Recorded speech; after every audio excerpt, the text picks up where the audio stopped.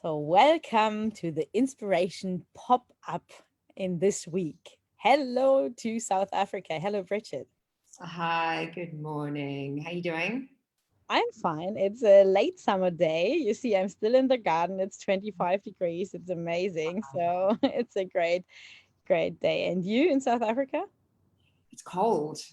It really is cold. I don't know. It's raining and it's overcast. And I'll be honest with you, this topic we're talking about today is so brilliant because it's so relevant. I think everyone's getting to a stage now where the COVID is just like we're just over the COVID. We're over the wearing the masks. And now with us having winter, we've had winter for a long time. We're over the cold. We're over the rain, and you just get over it. It's like this is why resilience is key. Yeah, and because our subject today is tune into resilience to stay inspired. That means, what does it mean for you? I'll just give you the question back. Okay, so what that means is day to day, I'd say that there's little challenges. I've spoken about the challenge I'm having currently where I'm the cottage I'm staying at. The electricity is just radical. I have spoken to them about it. They've said no, it's not their problem. It's my problem. I must keep paying for it. So I've gone, okay, well that's not going to work for me. So I've now put together an email, which I'm sending at the end of the month. So I'm going to be moving out the end of the year, finding somewhere else. So for me, the resilience is around feeling something was not justified. There was an injustice done, addressing the injustice, and not emotionally, not egotistically, not arrogantly, just addressing it, going, okay, this is my understanding and this is what's transpired. Please explain that to me. Depending on the other person's reaction will depend on what the outcome is. But either which way, for that outcome to be a very proactive step. So not going, oh, woe is me, or with anything. Because as you know, with the whole lockdown, mentally it's hard. It is hard. Right. Things have changed radically. But despite the lockdown, or beside the lockdown, resilience is a very big tool because it is, as we just looked it up, also the capacity to really have inner peace and not to be like throwing away out of your track because some other Yes. things from the outer experiences come into your life. So it is that you can be resilient, that you feel okay, you accept the thing what is coming, and then you cope with it. Yeah, but this is also just possible from a state if you have a kind of inner peace and really be nice Yeah. and lovely to yourself as well. Yeah, I think like with everything, it starts with the self-awareness. Because with self-awareness, then you get the self-care, then you get the mindfulness, then you get the positive. Then you're going to attract positive relationships. You're going to have positive people around you. And then also, obviously, as we've obviously spoken about quite a lot, is having your purpose. So I think all of those are very, very relevant and that's why the positive relationships with people in your life are great because they can pull you up on it Yeah. and help you to accept what is. You can't change what is, but you can choose how you react or how you respond to it.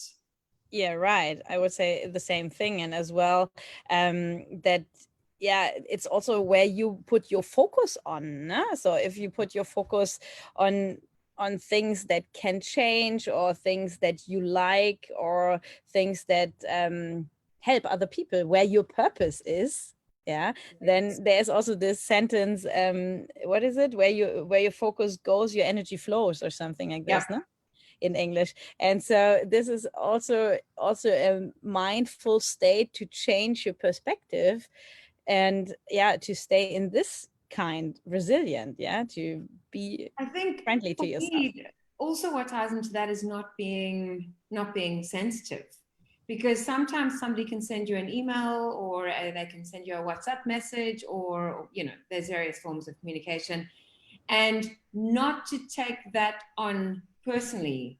You have no idea what's going on in their life, in their relationship, in their family. Like, nothing. Well, you might know some, but you know very little. So when you make things about you, which is when you become oversensitive, well, first of all, it's not all about you, number one. But second of all, if you become oversensitive, it's obviously something within yourself where you are not being aware and you're taking it on, but it's actually got nothing to do with you.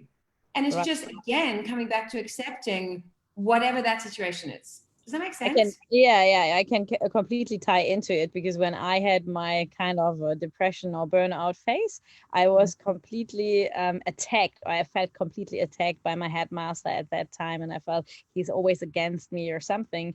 Just later, I realized that there was something in his life. He was also close to a burnout, or didn't realize it perhaps, but it was his thing. But I overtook it at that time and said, okay, I can't do this anymore. And I went into this victim mode. But I could have said as well, okay, he's not in a good mood, just let me go. Yes. But I didn't at that time, because I was not in my inner balance.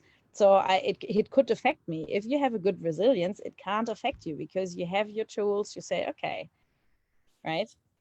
And in every response, you say, is this going to help me, or is this going to harm me?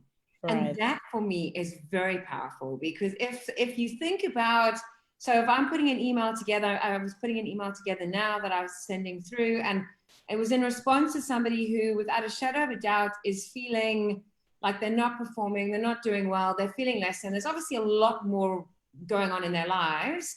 And then part of this journey that they're on with me, there's various things. And this is all around the mentoring. So this is dealing with mentors and, feeling all these various challenges and looking at that email and taking it for what it is and really looking at the wording, because words mean something. So looking at the wording and what is the person saying without actually saying, and then the response being, are you helping or harming? And what intention are you wanting to get by sending out the email? So my intention with the email is, I see you, I hear you, I acknowledge you, and absolutely there's certain frustrations when things go online, whatever the case is, there are certain frustrations, and how can I help you? It is what it is. I can't change certain things. However, if I can support you, I would love to support you. So yeah, that's self-awareness, just being aware of, it's not all about you and your ego. Yeah, and this is also good to have as a little first tool. What intention do you send out when you send an email or a phone call, or also like talk to someone you are together with today? Yeah, and we are talking next week about how to build resilience. But the first thing is, as an inspiration for this week, to really be aware. Where is your resilience? Do you have it? Where can you practice it? And then how to do it step by step, we do next week with you, right? Yeah, absolutely. So I wish you a wonderful day to Cape Town. Enjoy and have wonderful experience, wonderful encounters, and keep up with your resilience, Bridget. Thank you. You too. Have a lovely day. Bye. Bye.